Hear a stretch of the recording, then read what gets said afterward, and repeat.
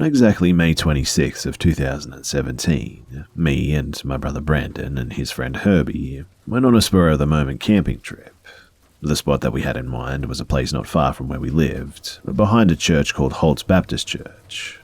When I got off work, I met Brandon and Herbie at our grandparents' house to get our gear ready, and we made it a sort of bare-bones trip due to the short amount of time that we had to get everything ready. Of course, being the outdoors lover that she was, my dog Angel was going to tag along with us. If you haven't heard my other story, she's a Jack Russell Rat Terrier mix.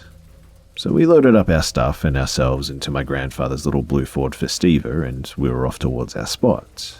It's about a 10-minute drive from our grandparents' house, so in a short time we'd arrive there. The place where you park is beside the church, and it's gated off so that nobody can take their trucks or four-wheelers down the gravel road. So we unloaded the Festiva, climbed over the gate, and started making our way towards the campsite.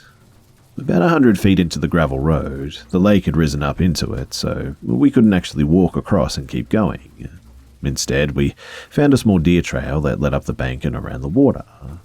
There was a lower trail that ran parallel to the bank, and the higher trail went up a little higher. For whatever reason, we took the higher trail, and for a short while we snaked through the woods, and finally we reached the end of the deer trail. It abruptly ended at the side of the bank, and we had to slide down it about 10 feet, I'd say, to get back onto the gravel road. But once we were all back down, it was about a third of a mile back to where we would be setting up camp.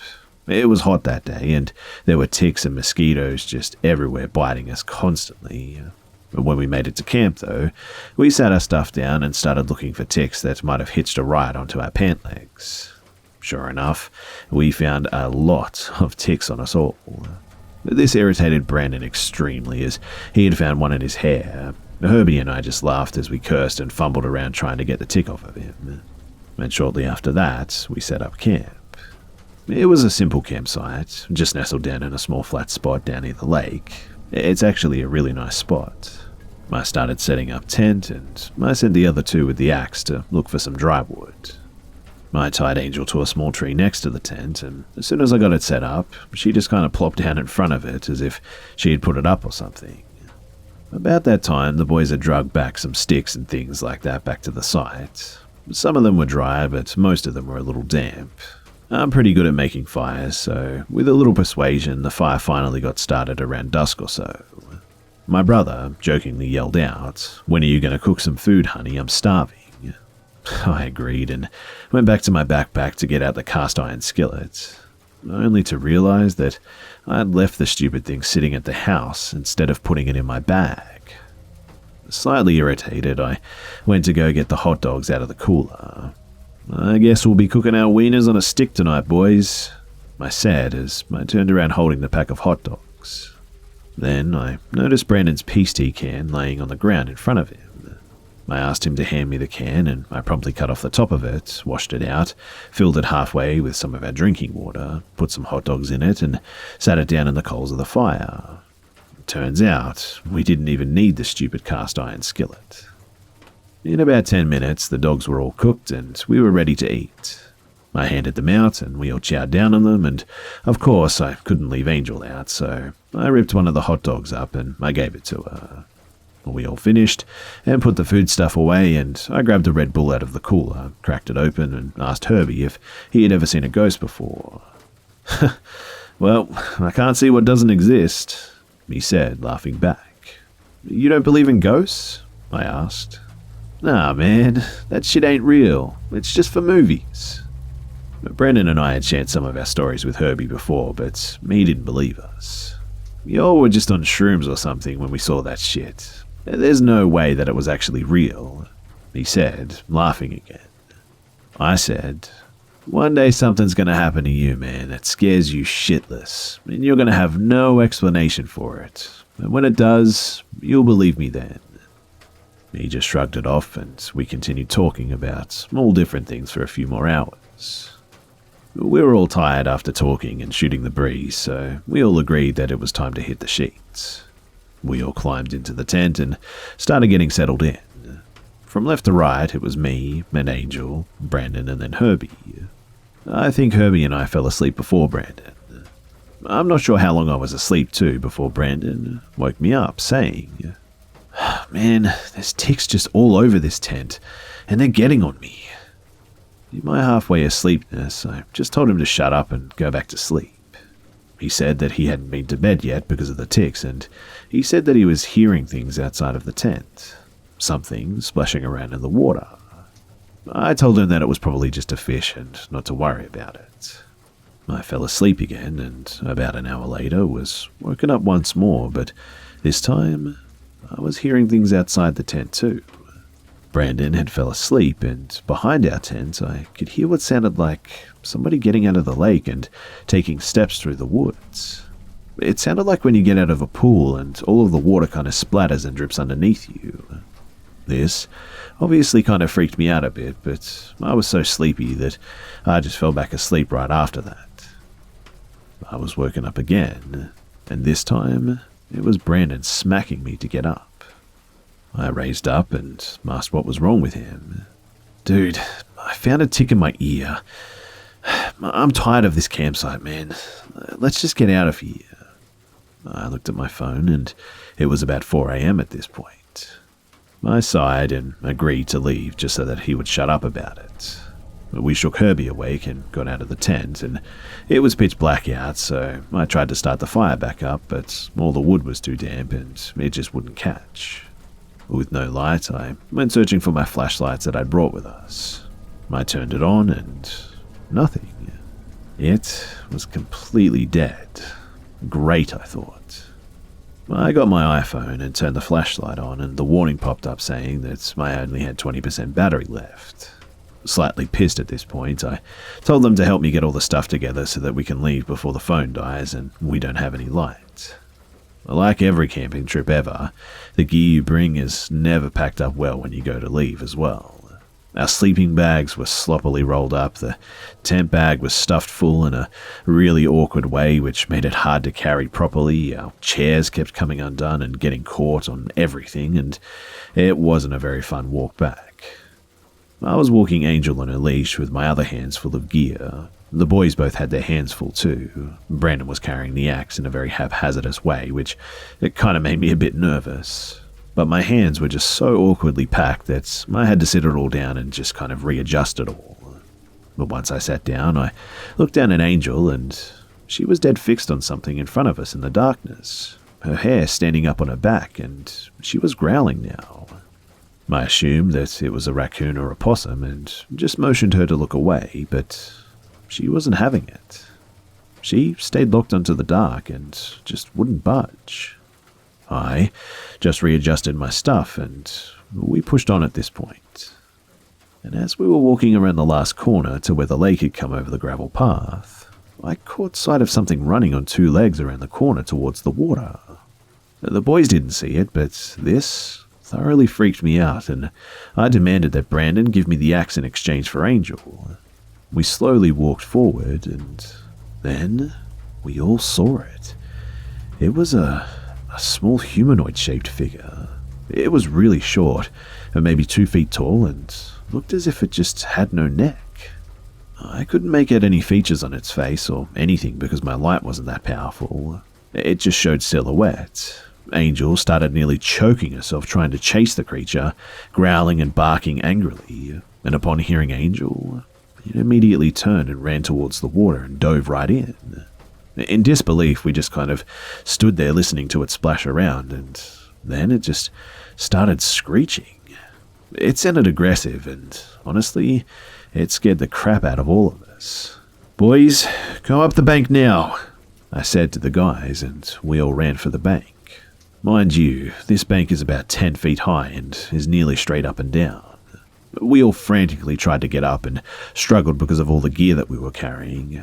Angel was also fighting Brandon, trying to go back and fight the creature, and it was preventing him from getting up the bank. And at this point, I hear the creature get out of the water and start running towards where we were at. It was making this strange kind of gurgling noise as it was running. My fear took over, and I reached down to Brandon, grabbed his pants by the waist, and threw him and Angel both on the top of the bank. I then just yelled, "Trail, run, go, it's coming, the bank." And I wasn't lying, because as we started running, I could hear it scratching at the shale bank behind us, continuing to make the disturbing gurgling noise. We all ran through the woods fighting low-hanging branches, blackberry bushes, spider webs and roots as we hear the creature jump back into the water and screech at us. We ran until we saw what we didn't want to see, the bank again. We had stupidly taken the wrong trail and ended up closer to the water, and therefore the creature too. My brother and Herbie were both in tears at this point, screaming at me, "What the fuck is that thing? What do we do?" So I started swinging the axe and hitting anything that I could to try and scare the creature away. I started screaming back at it, but then we started hearing things walking above us too. I picked up Angel and we all just ran for it and through the bush, and we just made our own path back down to the gravel road. And once we got back to the gravel, we ran as fast as we could back to the Festiva. In a blind panic, I forced the rear hatch open, threw Angel in, shoved Herbie into the back seat, Brandon jumped into the passenger seat, and then I got in. As soon as the car started, I took off as fast as the little Ford would go. And the ride home was very quiet. I broke the silence, though, with the question, Did that really just happen? Is everyone all right? And they both replied, yes, it really did. But I could tell by the look on their faces that they were both petrified. We stopped at a Waffle House in town for breakfast, and we just kind of sat there quietly eating. Everybody was still freaked out. Even our waitress noticed that we were pale and asked what was wrong. But we made up some lie because Lord knows that there's no way that she would believe us, even if we did tell her. It truly scared us all, and to this day I have no idea what it could have been. I know that it ran on 2 legs, and the screech was just unforgettable. If you've made it this far too, please let me know your thoughts, because I really want to know what you guys think of all this.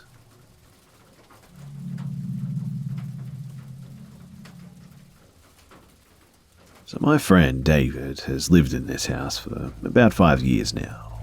My other friend, Brent, used to live there too with him with a few others.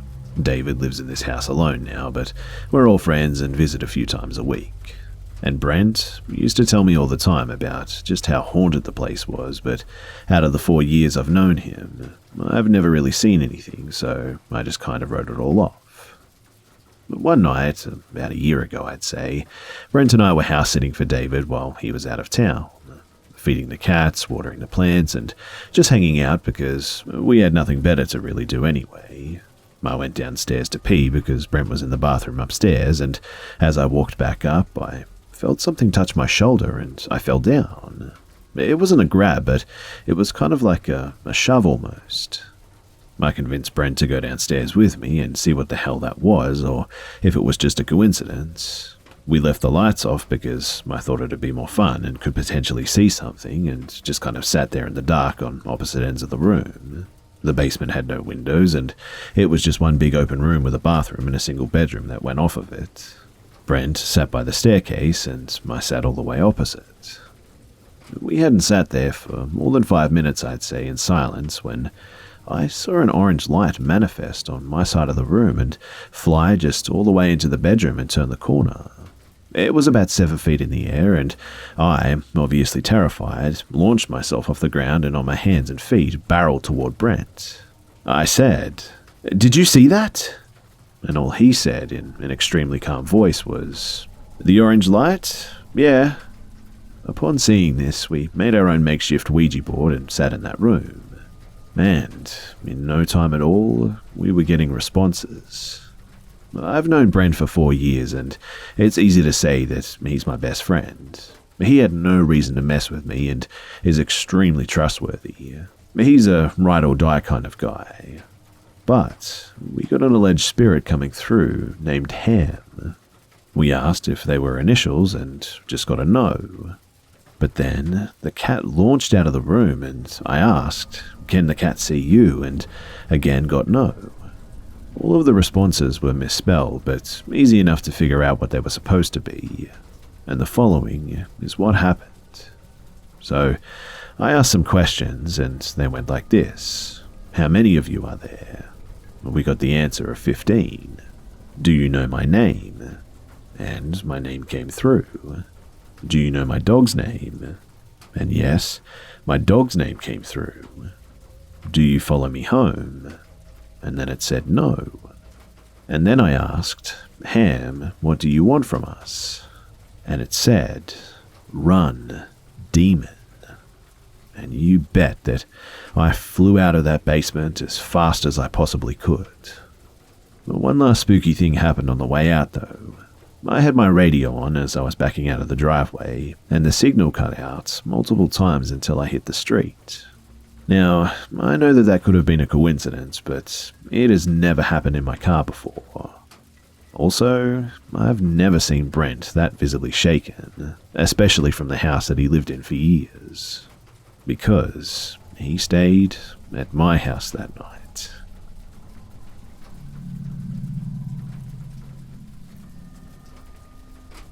Yesterday, myself and my husband were at a wedding in a hotel in North Wales, and rather than stay over, we chose to come back home because of my health problems.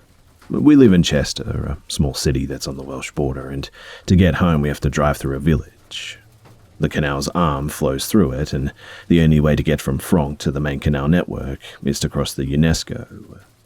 I don't know how tall it is, but you need a steady eye to get from one side to the other without feeling like you're going to fall off, as the non-towpath side is open with no railings.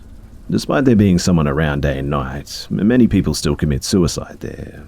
The water is maybe 2.5 feet deep and poses no barrier to the deeply troubled. Canal rules state that no cruising after dark without your tunnel headlight on unless it's a true emergency. It's pitch black too, thanks to the village being pretty rural, so there's nothing to stop someone absolutely determined from jumping. People have even fallen from boats crossing the span while sitting on the roof. It's a steel tube about 6 feet, 9 inches across, and the width of the canal is not much more. Just one bump, and it's very easy to fall. I give all this context for the reason for this story. Sorry that was a little bit long, but anyway. As we approach Franck, myself and my husband see what looks like a guy in a grey t-shirt and jeans walking along the road that runs above at a diagonal but still parallel to the aqueduct. As we got closer, my husband, who was driving, mentioned that he seemed to be holding his head with blood running down from a wound. We debated quickly and decided to offer the guy some help when I tell you that he literally just disappeared. 1 second he was there and the next he was just gone. I was watching him as he walked and ready to be the one to offer him help as he was on my side of the road. Very shaken up by this, my husband went a bit faster than his usual preferred driving style of sticking to the speed limit, wanting to get somewhere well lit to calm down. When we get into a section of the road with streetlights, we spotted a police car and asked them if they know anything about it because we were shaking. The older guy looked at the younger guy and said, "I told you I wasn't seeing things," because he had seen the same thing just minutes before us. He then explained that apparently it happens a lot thanks to the aqueduct. People have even reported seeing men in navy dress who died whilst building the structure, women in barge dresses who fell from their family coal-carrying boats, as well as people in modern dress.